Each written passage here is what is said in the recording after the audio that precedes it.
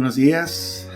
Dice así: porque lo que hago no lo entiendo, pues no hago lo que quiero, sino lo que aborrezco, eso hago. Y si lo que no quiero, eso hago, apruebo que la ley es buena. Buenos días.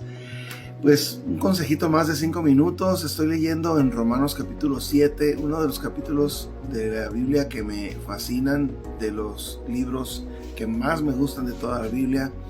Romanos es un estudio profundo acerca de la humanidad y cómo podemos vivir la vida cristiana siendo humanos, ¿verdad? Porque muchas veces está este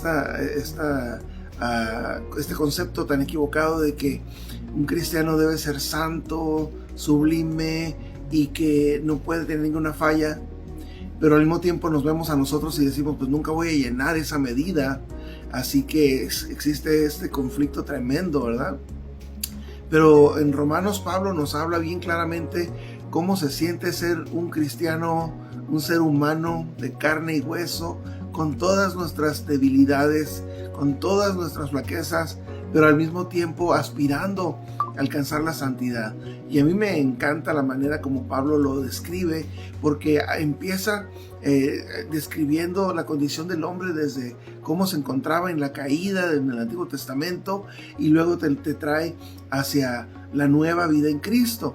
Lo interesante aquí, que a mí me gusta y me gustaría dejarte en tu corazón en esta mañana, es que Pablo nunca asegura que vamos a llegar al día en el que andemos flotando de tanta santidad y que andemos nada más como espíritus, ¿verdad?, errantes por aquí, sin cometer ningún pecado.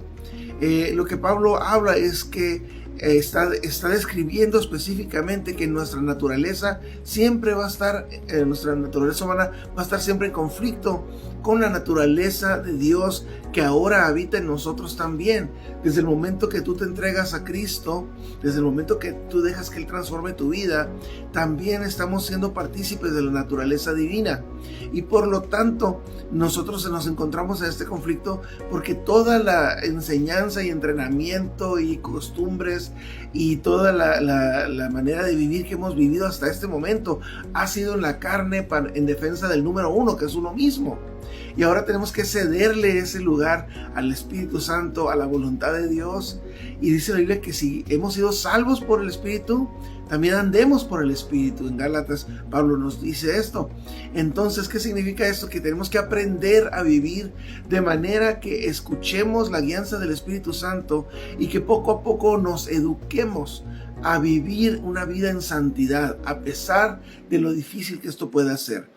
Lo importante es que existe también en la palabra de Dios este consuelo tan tremendo que dice que si alguno hubiere pecado, abogado tenemos para con el Padre, a Jesucristo el justo. Esto significa que mientras tú luchas por ser cada vez mejor, tú te esfuerzas por agradar a Dios, Dios entiende que nosotros somos carne y que a veces todavía batallamos para alcanzar esa medida de perfección.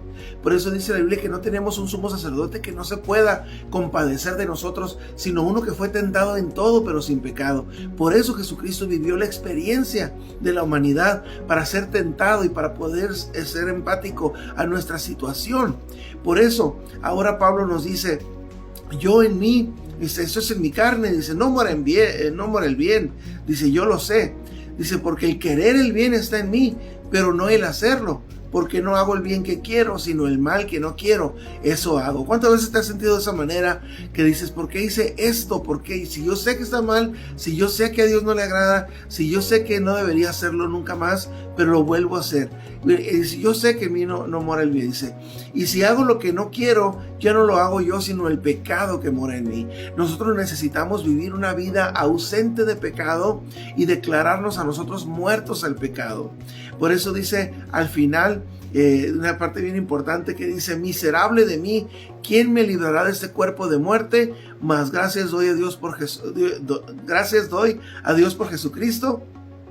Así que yo mismo con la carne sirvo a la ley de Dios, en la mente sirvo a la ley de Dios, mas con la carne a la ley del pecado. Tú apégate a Dios, Él te va a dar la fuerza diariamente para que puedas vivir cada vez más en victoria. Buenos días, que Dios te bendiga.